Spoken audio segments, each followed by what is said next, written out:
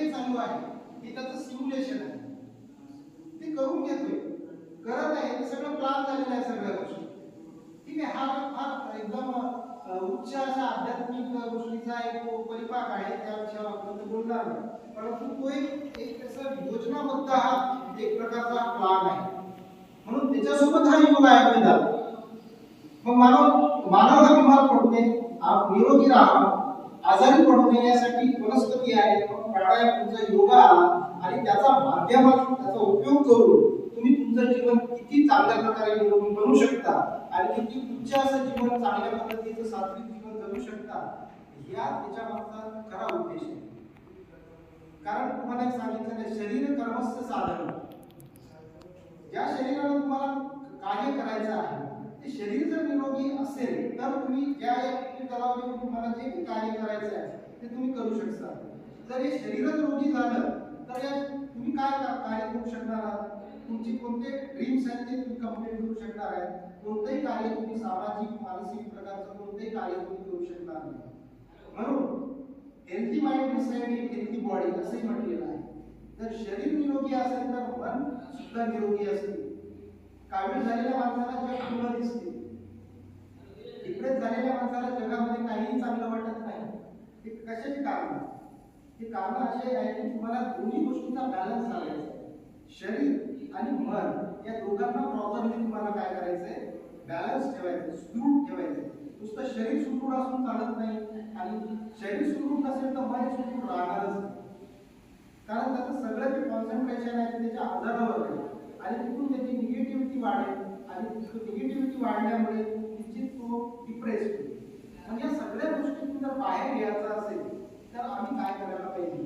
जे आम्हाला आपल्या संस्कृतीने दिलेला अनमोल ठेवा तो म्हणजे आपला योग. योग आत्मसात करा.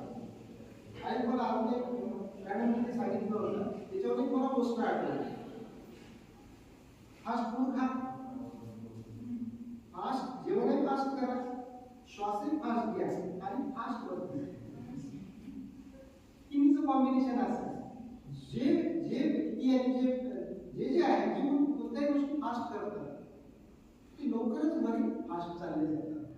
श्वास सुद्धा फास्ट घेतला तुमचं लाईफ कमी होते.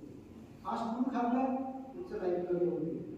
फास्ट तुम्ही जेवण सुद्धा केलं रोग निर्माण होतात. तुम्ही आयुर्वेदाचे विद्यार्थी आहात, त्यामुळे डायजेशन होत नाही, मग पूर्ण डायजेशन सिस्टम खराब होते आणि त्याच्यातून मग जे पूर्ण रोगाची जी जर्नी आहे तुमची डायजेशन सिस्टम आहे तुम्हाला माहिती आहे.